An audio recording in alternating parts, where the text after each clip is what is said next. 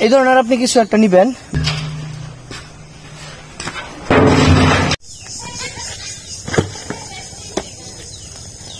ছাদে গাছ লাগানোর জন্য সব থেকে বড় প্রয়োজন হচ্ছে প্রপার মাটি। আর এই জন্য আমি এখন মাটি নিয়ে আসছি, কারণ ছাদে আমি বড় সড়ো একটা গাছ লাগাবো, একটা ড্রাম, হাফ ড্রামে। তো এই জন্য আমি এখন ক্ষেত থেকে যে উপরি ভাগের যে মাটিটা, ফসলি মাটি যেটা, এটা আমি অল্প একটু নিচ্ছি। এর সাথে আমি জৈব সার ব্যবহার করে আমি ছাদের মধ্যে একটা হাফ ড্রামে বড় একটা গাছ লাগাবো। মাটির সাথে অর্ধেক পরিমাণ আমি জৈব সার মানে গোবর সার নিয়েছি। এখন এই গোবর আর এই মাটিটা প্রপারলি মিক্সড করে একটা হাফ ড্রামে আমি একটা গাছ লাগাবো, যে গাছটা মোটামুটি বেশ ভালো মাটির দরকার হয় বা বড় গাছ। এবং এই কি গাছ এটা আমি লাস্টে দেখাবো, সো ভিডিওর শেষ পর্যন্ত সাথেই থাকুন। গোবর এবং মাটিকে ভালোভাবে মিক্স করা হচ্ছে গাছ লাগানোর প্রথম এবং প্রধান শর্ত। আমি এখানে 2 ভাগের 1 ভাগ নিয়েছি হচ্ছে গোবর, যেটা হচ্ছে জৈব সার হিসেবে কাজ করবে, কারণ ড্রামের মাটি 2 দিন পর পর পরিবর্তন করা যায় না। তাই মোটামুটি ভালো পরিমাণে গোবর সার দিয়েছি। আর যেহেতু এটা রাসায়নিক সার না, সুতরাং ওটা অত কাজ করে না, তবে এটা ভালো অর্গানিক। সো আমার মাটি মিক্স করা প্রায় শেষ। এখন শুধু আমি ড্রামটা কাটবো এবং তারপরে ওটাতে আমার নির্ধারিত সেই গাছটি বসিয়ে দেব।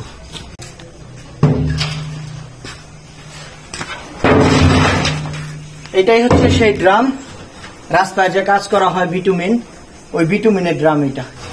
এখন এটাকে আমি হাফ ড্রাম হিসেবে কেটে নিব মাঝখান থেকে।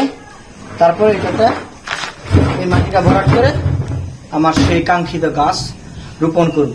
সো কোন গাছের জন্য এত মহাযজ্ঞ, এত আয়োজন, সেটা দেখতে অবশ্যই ভিডিওর শেষ পর্যন্ত সাথে থাকুন। এখন আমি এখানে যে হাফ ড্রাম অর্থাৎ মাছ বরাবর মাছ থেকে একটু বেশি নিচ্ছি, এর কারণ মাটি ভরার পরে যেন একটু ফাঁকা থাকে উপরে, এটা কেটে নেব এবং নিচে সুন্দর করে বড় বড় 2টা ফুটা করে দিতে হবে, যেন ওয়াটার ড্রেনিং সিস্টেমটা ঠিক থাকে। আমি আগেই বলেছি যে যদি ড্রেনিং সিস্টেম ভালো না থাকে তাহলে পানি আটকে যাবে, আর পানি আটকেলে গাছের গোড়া পচন ধরবে। সো আমি এখন এটা এখান থেকে কেটে নেব। সবকিছুই দেশি অস্ত্র দিয়ে করতে হচ্ছে, কারণ আমার কাছে কোনো পারফেক্ট অস্ত্র নেই এটা কাটার জন্য।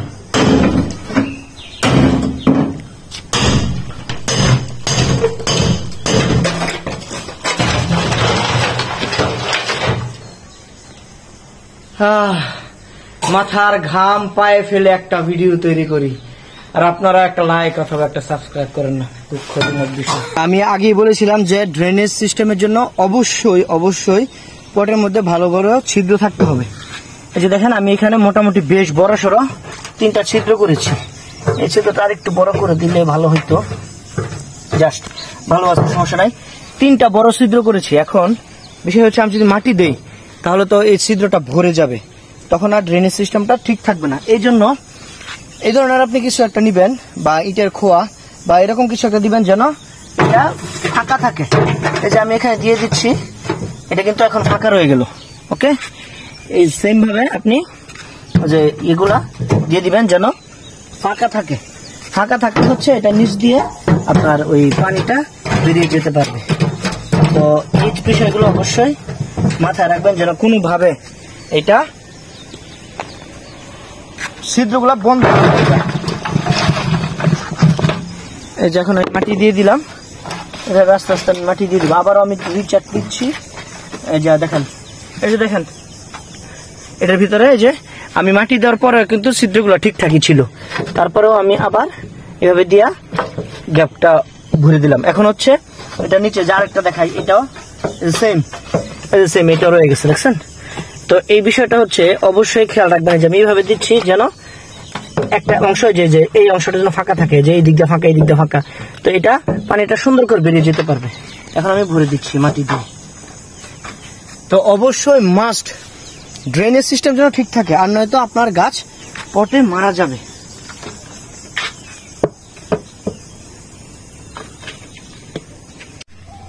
এই সেই কাঙ্ক্ষিত গাছ যেটা আমি এখানে লাগানোর জন্য এত পরিশ্রম করছি সারাদিন ধরে। এই যে দেখেন, অলরেডি এর শিকড় কিন্তু এই ব্যাগ ছিদ্র করে বেরিয়ে গেছে, অর্থাৎ দেখলে বোঝা যাচ্ছে যে একটা পেঁপে গাছ মোটামুটি বিস্তীর্ণ জায়গা জুড়ে তার শিকড়টা সে ছড়ায়। তার মানে তার জন্য প্রচুর পরিমাণ মাটি লাগে। কিন্তু ছাদে আমি এই পেঁপে গাছ লাগানোর পিছনে কারণ একটাই, পেঁপে আমার একটা প্রিয় ফল। এটা যখন পাকে তখন আমার কাছে অসাধারণ লাগে এটা খেতে। আর নয়তো একটা পেঁপে গাছ লাগানোর জন্য এত বড় হাঙ্গামা করতাম না। এই যে মাটি আমি এখানে দিছি মোটামুটি অনেকটুকু মাটি, এর মধ্যে আমি অনায়াসে একটা আম গাছ লাগাতে পারতাম, কিন্তু আমি এখানে পেঁপে গাছটা লাগাচ্ছি। আশা রাখি এই পেঁপে গাছটা তো বেশি দিন টিকবে না, তো এরপর আমি এখানে একটা আম গাছ লাগাবো। তো এই হচ্ছে আমার সেই সারাদিনের পরিশ্রমের কাঙ্ক্ষিত গাছ। আমি এখন এটাকে এখানে বসিয়ে দেব। যাক, বড় শিকড়টা ছিঁড়ে গেছে, আপত্তি নেই। আমি এখানে বসিয়ে এখন এটার সাইড দিয়ে মাটি দিব। তো আমি কিন্তু চাইলে এটা আরো নিচে দিতে পারতাম, কিন্তু এটা আমি নিচে দেইনি।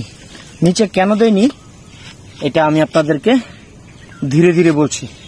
তো এটার জন্য আরো মাটির প্রয়োজন। আমি পাশে দিয়ে যেন মাটি দেওয়া যায় এরকম আরো মাটি নিয়ে আসতেছি।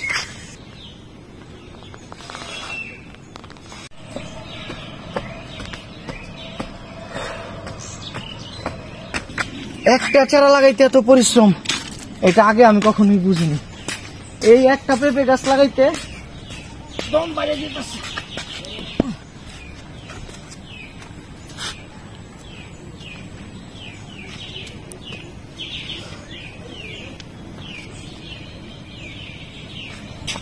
বলছিলাম কেন এটা আমি আরো নিচে দেইনি। আমার এই মাটিগুলা কিন্তু সব আলগা মাটি।